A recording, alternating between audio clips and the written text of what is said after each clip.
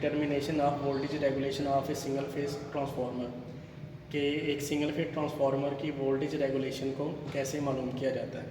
Voltage regulation से ये मुराद होता है कि जब ट्रांसफार्मर की सेकेंडरी साइड पर लोड डाला जाता है तो उसके टर्मिनल वोल्टेज में चेंज आ जाती है। बेसिकली हमने ये देखना होता है कि कितने परसेंट उसके सेकेंडरी टर्मिनल वोल्टेज में चेंज आ रही है, आया कि वो वोल्टेज ड्रॉप हो रही है या कि वोल्टेज ज़्यादा हो रहे हैं। तो हमारे पास 3 तरह का लोड है, रेजिस्टिव लोड, इंडक्टिव लोड और कैपेसिटिव लोड। तो थ्योरेटिकली हम जानते हैं कि जब किसी ट्रांसफार्मर पे रेजिस्टिव या इंडक्टिव लोड डाला जाता है तो सेकेंडरी टर्मिनल वोल्टेज ड्रॉप हो जाते हैं, यानी रेगुलेशन पॉजिटिव आएगी। और अगर ट्रांसफार्मर पे सिर्फ कैपेसिटिव लोड डाला जाए तो सेकेंडरी टर्मिनल वोल्टेज बढ़ जाते हैं, यानी उस सूरत में रेगुलेशन नेगेटिव आएगी। तो यही हमने देखना है कि जब ट्रांसफार्मर की सेकेंडरी साइड पे लोड डाला जाएगा तो उसके सेकेंडरी टर्मिनल वोल्टेज में क्या चेंज आएगी और उसकी परसेंटेज निकाल के परसेंटेज वोल्टेज रेगुलेशन मालूम की जाती है। तो पहले हम इसके कनेक्शन करते हैं। इसके लिए हमें जो सामान रिक्वायर्ड है उसमें 3 तरह का लोड है। एक वोल्ट मीटर हम लगाएंगे प्राइमरी साइड पे जो ये बताएगा कि ट्रांसफार्मर के को कितने वोल्टेज अप्लाई किए जा रहे हैं। ये वोल्ट मीटर जो हम सेकेंडरी साइड पे लगाएंगे ये बताएगा secondary voltage no load condition में, जब हम लोड नहीं डालेंगे उस वक़्त, और जब लोड डाला जाएगा उस वक़्त इसके V2 वोल्टेज, यानी हमारी जो दोनों रीडिंग्स होंगी वो इसी वोल्ट मीटर से ली जाएंगी। V2 नॉट उस कंडीशन में होंगे जब हमने लोड नहीं डाला होगा, और जब लोड डालेंगे उस वक्त हम इसकी रीडिंग को V2 कंसीडर करेंगे। चलिए हम कनेक्शन करना शुरू करते हैं। तो सबसे पहले जोड़ते हैं ट्रांसफार्मर की प्राइमरी को सप्लाई के अक्रॉस। अब इसमें देखें कि ये जो ट्रांसफार्मर है ये 220 वोल्टेज प्राइमरी के लिए डिज़ाइंड है, और ये जो हमारी पावर सप्लाई है इसे अगर हम सिंगल फेज सप्लाई लेंगे तो हमें यहाँ से फिक्स्ड 220 वोल्टेज मिलेंगे। तो हम इस तरह करते हैं कि यहाँ से सिंगल फेज सप्लाई फिक्स्ड ले लेते हैं, क्योंकि चूँकि वोल्टेज को वेरी करना इस प्रैक्टिकल में ज़रूरी नहीं है। तो हम 1 और N से single phase fixed AC voltage ले रहे हैं। तो ये single phase AC fixed voltage है, इसको ट्रांसफार्मर की प्राइमरी टर्मिनल्स के साथ कनेक्ट किया जा रहा है। अब ये मालूम करने के लिए कि ट्रांसफार्मर की प्राइमरी को कितने वोल्टेज मिल रहे हैं, कहीं वो उसकी रेटिंग से ज़्यादा तो नहीं हो गए किसी फॉल्ट की वजह से या किसी और प्रॉब्लम की वजह से, तो हम उन्हीं टर्मिनल्स के साथ एक वोल्ट मीटर लगा रहे हैं। जैसे इसका यही मकसद है कि ये हमें पता चले कि ट्रांसफार्मर की प्राइमरी को कितने वोल्टेज दिए जा रहे हैं। तो ये जो रीडिंग होगी ये V1 है, लेकिन कैलकुलेशंस में हमें इसकी ज़रूरत नहीं पड़ेगी। अब हम ट्रांसफार्मर की सेकेंडरी पे एक वोल्ट मीटर लगाते हैं जो हमें ये बताएगा कि ट्रांसफार्मर की सेकेंडरी पे हमें कितने वोल्टेज मिल रहे हैं। तो इसमें देखें कि ये जो ट्रांसफार्मर है इसमें बहुत ज़्यादा टेपिंग्स हैं। यहाँ से अगर हम वोल्टेज लेंगे तो 380 मिलेंगे, यहाँ पे उससे कम मिलेंगे। हमें इतने वोल्टेज रिक्वायर्ड है जो रेटिंग इस लोड की है। तो ये जो लोड है ये 220 वोल्टेज के लिए डिज़ाइन है, यानी हमें ट्रांसफार्मर की वो टेपिंग इस्तेमाल करना होगी जहाँ से हमें 220 वोल्टेज मिलें। तो जैसे हमने ट्रांसफॉर्मेशन रेशो वाला प्रैक्टिकल किया उसमें हमने चेक किया कि 5 और 6 से हमें 220 वोल्टेज मिलते हैं। तो हम ये 2 टर्मिनल यूज़ करेंगे ट्रांसफार्मर की सेकेंडरी के तौर पे। तो यहाँ पे एक वोल्ट मीटर लगा देते हैं ट्रांसफार्मर की सेकेंडरी के क्रॉस, तो ये भी कंफर्मेशन हो जाएगी कि हमें सेकेंडरी पे कितने वोल्टेज मिल रहे हैं। 220 से ज़्यादा नहीं होने चाहिए। ट्रांसफार्मर की जो आउटपुट है वो लोड की इनपुट वोल्टेज के मुताबिक होनी चाहिए। तो देखें ये जो हमने ट्रांसफार्मर की सेकेंडरी के साथ वोल्ट मीटर लगाया ये V2 होगा, और इसकी रीडिंग V2 नॉट यानी नो लोड सेकेंडरी वोल्टेज उस वक्त होंगे जब हम लोड को भी ऑन नहीं किया होगा, और जब हम लोड को ऑन करेंगे फिर हम इसकी रीडिंग को V2 कंसीडर करेंगे। और चूँकि हमने इसमें लोड भी लगाना है तो हमें ज़रूरत है कि एक एम्पेयर मीटर को भी लगाया जाए ताकि जो करंट उसमें गुजर रही है उसको भी मेजर किया जा सके। तो इस प्रैक्टिकल में ये एहतियात है कि जब आपने लोड डालना है तो ट्रांसफार्मर की रेटिंग से ज़्यादा लोड नहीं डालना। तो इसमें देखें कि ये जो ट्रांसफार्मर है, जब हम इसमें 220 वाली टेपिंग इस्तेमाल करेंगे तो इसकी मैक्सिमम जो आउटपुट करंट है वो 0.25 एम्पेयर है। इन एम्पेयर मीटर लगाने का ये भी मकसद है कि जब हम लोड को ज़्यादा करेंगे, लोड डालेंगे ट्रांसफार्मर के ऊपर, तो एम्पेयर मीटर बताएगा कि आपने ट्रांसफार्मर के ऊपर कितना लोड डाला हुआ है। वो लोड जो है वो 0.25 एम्पेयर यानी ट्रांसफार्मर की सेकेंडरी करंट रेटिंग से ज़्यादा नहीं होना चाहिए। तो मेरे लिए यही मकसद है एम्पेयर मीटर को लगाने का इस प्रैक्टिकल के अंदर। तो एम्पेयर मीटर को लगाने के लिए हम सेकेंडरी का एक टर्मिनल ले रहे हैं, सपोज कि इसको हम एज ए फेज यूज़ कर रहे हैं। तो इसको हमने कनेक्ट कर दिया एम्पेयर मीटर के एक टर्मिनल के साथ। अब चूँकि एम्पेयर मीटर को सीरीज़ में जोड़ा जाता है और इसका जो दूसरा टर्मिनल है वो हम वहाँ पे कनेक्ट करते हैं जहाँ पे आगे लोड है। तो इसको हम रेंज इसकी सिलेक्ट करें 0.25 एम्पेयर। ये प्रॉपर रेंज है कि जब हमें पता चल जाएगा कि जब ट्रांसफार्मर पे लोड डाला जा रहा है तो 0.25 वाली रेंज में जब पॉइंटर बिल्कुल आखिर में 0.25 पे आ जाए, उससे ज़्यादा हमने लोड नहीं डालना। इसमें रेंज हमने सेलेक्ट कर दी 0.25 एम्पेयर और इसको लोड के साथ कनेक्ट कर दिया। अब समझ लें कि लोड को हमने दे दिया फेज ट्रांसफार्मर की सेकेंडरी के एम्पेयर मीटर के सीरीज से होके। अब इसको फेज मिल रहा है, इसको न्यूट्रल देनी है। तो अब दूसरा सिरा है वो किसी खास टाइम में जब ये फेज के तौर पे काम कर रहा है तो ये एज ए न्यूट्रल काम करेगा। तो यहाँ से हमने इसको जोड़ दिया न्यूट्रल के साथ। ये लोड अभी ऑफ है, ये नीचे की तरफ ऑफ है। अब हमने तमाम लोड को इसके पैरेलल में जोड़ देना ताकि हम जब प्रैक्टिकल परफॉर्म करें, रीडिंग्स लें, तो लोड को हम वेरी कर सकें। अभी ये सारा लोड ऑफ है, तो ये हम जोड़ने लगे हैं रेजिस्टिव लोड को, और उसके बाद हम इसी लोड के पैरेलल में जोड़ते हैं इंडक्टिव लोड को।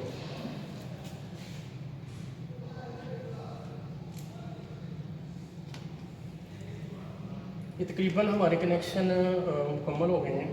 इसको रीचेक कर दें कि हमने वोल्टमीटर लगाया। प्राइमरी साइड पे जो ये चेक करेगा कि प्राइमरी को कितने वोल्टेज दिए जा रहे हैं। सेकेंडरी पे एक वोल्टमीटर लगा दिया, सेकेंडरी आउटपुट वोल्टेज बताएगा। एक एम्पेयर मीटर जो लोड करंट को बताएगा, और बाकी ये सारा लोड कनेक्ट कर दिया। तो अब हम सप्लाई को ऑन करते हैं और रीडिंग्स लेते हैं। हम ये 3 स्टेप्स में करेंगे, बल्कि 4 स्टेप्स में करेंगे। कि पहले ट्रांसफार्मर के ऊपर रेजिस्टिव लोड डाल के देखेंगे। पहले तो हम ये करेंगे कि नो लोड पे वोल्टेज को चेक करेंगे कि जो सेकेंडरी वोल्टेज है वो नो लोड पे कितनी है। उसके बाद रेजिस्टिव लोड डाल के देखेंगे कि वोल्टेज में क्या चेंज आ रही है, कम हो रहे हैं या ज़्यादा हो रही है। इसी तरह फिर रेजिस्टिव लोड को ऑफ करके इंडक्टिव लोड को ऑन करके देखेंगे कि वोल्टेज में क्या चेंज है। उसके बाद कैपेसिटिव लोड डाल के देखेंगे कि वोल्टेज में क्या चेंज है। उसके बाद लोड को मिक्स करके देख लेंगे कि वोल्टेज में क्या चेंज आ रही है।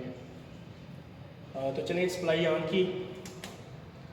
तो इस वक्त देखें कि जो रीडिंग्स हैं वो हमारे पास ये प्राइमरी साइड पे 230 के राउंड अबाउट वोल्टेज हैं और सेकेंडरी पे भी इतने हैं। एक्चुअली इसकी रीज़न ये है कि क्योंकि ये जो पावर सप्लाई है ये उस मुल्क की मैन्युफैक्चर है जहाँ पे स्टैंडर्ड 220 वोल्टेज है। चूँकि पाकिस्तान में 230 स्टैंडर्ड है तो तकरीबन 230 आ रहे हैं। तो चलें हम इसी पे परफॉर्म कर लेते हैं क्योंकि इतनी ओवरलोड कैपेसिटी मशीन्स की होती है। तो आपने देखा कि अभी नो लोड पे जो सेकेंडरी वोल्टेज है यानी V2 नॉट वो 230 आ रहे हैं। अब हमने मेनली जो चेक करना है वो ये है कि जब लोड ट्रांसफार्मर के ऊपर डाला जाएगा तो वोल्टेज में क्या चेंज आएगी। तो अब ये एहतियात है कि जब आपने लोड को बढ़ाना है तो आपका ध्यान, आपकी जो अटेंशन है वो एम्पेयर मीटर की तरफ होनी चाहिए कि कहीं लोड आपने ट्रांसफार्मर की रेटिंग से ज़्यादा तो नहीं डाल दिया। चले हम थोड़ा सा लोड ट्रांसफार्मर पे डाल के देखते हैं कि क्या चेंज आती है। अभी देखें कि ट्रांसफार्मर हमने जो लोड इस पे डाला है वो तकरीबन 0.1 एम्पेयर है और वोल्टेज देखेंगे इस वक्त जो सेकेंडरी के हैं, पहले जो 230 आ रहे थे वो थोड़े से कम होके 220 25 हो गए, यानी थोड़े से ड्रॉप्स हो गए। अभी ये ट्रांसफार्मर फुल लोड पे नहीं है।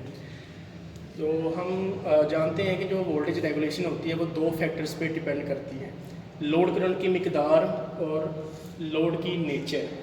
अभी तो हम पहले स्टेप में ये कर रहे हैं कि लोड की मिकदार, यानी अभी इस पर जो लोड है वो 0.1 एम्पेयर है और वोल्टेज ड्रॉप हुए हैं 5। अब देखते हैं कि लोड ज़्यादा करते हैं, यानी करंट ज़्यादा होगी तो वोल्टेज में क्या चेंज आती है। लोड को ज़्यादा किया जा रहा है और इस वक्त जो लोड को चेंज किया है, अब ट्रांसफार्मर पे जो लोड है, जो इसमें करंट चल रही है सेकेंडरी में, वो तकरीबन 0.2 एम्पेयर है। पहली कंडीशन में आपने देखा कि करंट थी 0.1 और 5 वोल्ट ड्रॉप हुए, और इस वक्त करंट है 0.2, यानी करंट ज़्यादा हो गई, लोड ज़्यादा कर दिया। अब वोल्टेज यकीनन चूँकि रेजिस्टिव लोड है तो ये ज़्यादा ड्रॉप होने चाहिए। तो देखें कि पहले वोल्टेज नो लोड पे 230 थे, जब 0.1 एम्पेयर लोड डाला तो 225 थे। अब चूँकि हमने लोड ज़्यादा कर दिया तो वोल्टेज भी ज़्यादा ड्रॉप हो गया, ये वोल्टेज आ रहे हैं 220। तो अभी हमने इसको फुल लोड पे नहीं चलाया, चले हम थोड़ा लोड ज़्यादा करके देखते हैं, मैक्सिमम से ज़्यादा ना हो जाए। तो ये देखें कि अब हमने लोड और ज़्यादा किया, अभी भी ये ट्रांसफार्मर की रेटिंग से कम है। ये तकरीबन आइडियल कंडीशन है, फुल लोड से थोड़ा सा कम लोड है। ये तकरीबन 0.24 के करीब करंट है, तकरीबन फुल लोड पे है ट्रांसफार्मर। तो इस सूरत में जो कंडीशन जो रेगुलेशन निकलेगी वो फुल लोड रेगुलेशन होगी, तकरीबन फुल लोड रेगुलेशन। अब देखें कि जो वोल्टेज आ रहे हैं सेकेंडरी साइड पे वो 215 वोल्टेज हैं। तो अगर हम देखें कि नो लोड पे वोल्टेज थे 230 और ट्रांसफार्मर को तकरीबन फुल लोड पे करने से इसमें 15 वोल्टेज ड्रॉप हो गए। तो ये डिपेंड करता है कि ट्रांसफार्मर की रेटिंग क्या है, किस साइज़ क्या है, कितने इसमें वोल्टेज ड्रॉप होंगे। तो इस ट्रांसफार्मर में रेजिस्टिव लोड डालने पे तकरीबन फुल लोड करने पे इसके जो वोल्टेज है वो 15 वोल्टेज ड्रॉप हो रहे हैं। बाकी जो रेगुलेशन है वो हम कैलकुलेशन से मालूम कर लेते हैं। तो अब लोड चेंज करते हैं, रेजिस्टिव लोड को ऑफ कर रहे हैं। अब आप दोबारा देखें कि अब दोबारा ये नो लोड पे वोल्टेज है, करंट भी चेक करें कि ज़ीरो हो चुकी है क्योंकि लोड हमने ऑफ़ कर दिया, और वोल्टेज जो पहले नो लोड पे आ रहे थे वही वोल्टेज है 230। अब ट्रांसफार्मर नो लोड पे आप चेक करते हैं कि इंडक्टिव लोड डालने से वोल्टेज में क्या चेंज आती है। तो ये बात तो क्लियर हो गई कि जो हम लोड बढ़ाते हैं, अगर तो रेजिस्टिव लोड है तो उसमें वोल्टेज ड्रॉप भी बढ़ती है। अब इंडक्टिव लोड पे देखते हैं कि ट्रांसफार्मर का बिहेवियर कैसा होता है। तो थोड़ा सा लोड डाल के देखते हैं। पहले ये हमने थोड़ा सा लोड ऑन किया, अभी करंट कम है, थोड़ा सा ज़्यादा कर लेते हैं। नहीं, यहाँ पे देखें कि अभी करंट है 0.15 एम्पेयर। अब देखते हैं कि कितने वोल्टेज ड्रॉप हो रहे हैं या ज़्यादा हो रहे हैं। तो इंडक्टिव लोड पे ये वोल्टेज तकरीबन 215 और 20 के दरमियान तकरीबन 217-18 वोल्टेज हैं, यानी वोल्टेज ड्रॉप हुए हैं। चलिए कोशिश करते हैं कि इंडक्टिव लोड डाल के ट्रांसफार्मर को फुल लोड पे लेके आएँ ताकि थोड़ा सा कंपैरिजन भी हो जाए कि रेजिस्टिव और इंडक्टिव लोड में फुल लोड पे वोल्टेज में कितनी चेंज आती है। तो अभी इसमें अब देखें कि जो ट्रांसफार्मर की सेकेंडरी में जो करंट चल रही है वो 0.3-0.4 के करीब है, यानी जिस तरह हमने रेजिस्टिव लोड पे इसको तकरीबन फुल लोड पे लेके आए, यहाँ पे भी ये तकरीबन फुल लोड पे है, ऑलमोस्ट उतनी ही करंट है।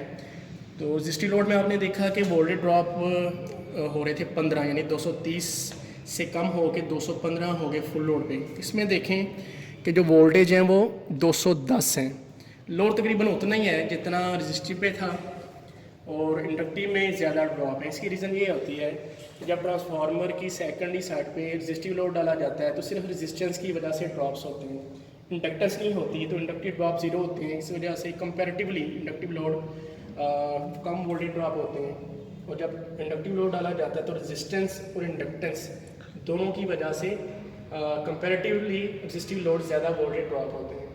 तो दोनों कंडीशन में देख लें कि रेजिस्टिव लोड डालने पे भी वोल्टेज ड्रॉप हुए और इंडक्टिव लोड डालने पे भी कंपैरेटिवली रेजिस्टिव लोड ज़्यादा वोल्टेज ड्रॉप हुए। लोड चेंज करते हैं कैपेसिटिव लोड। इंडक्टिव को पहले ऑफ करें। अब आप दोबारा देखें कि जो करंट है वो ज़ीरो हो चुकी है और जो नो लोड पे वोल्टेज है वो 230 है।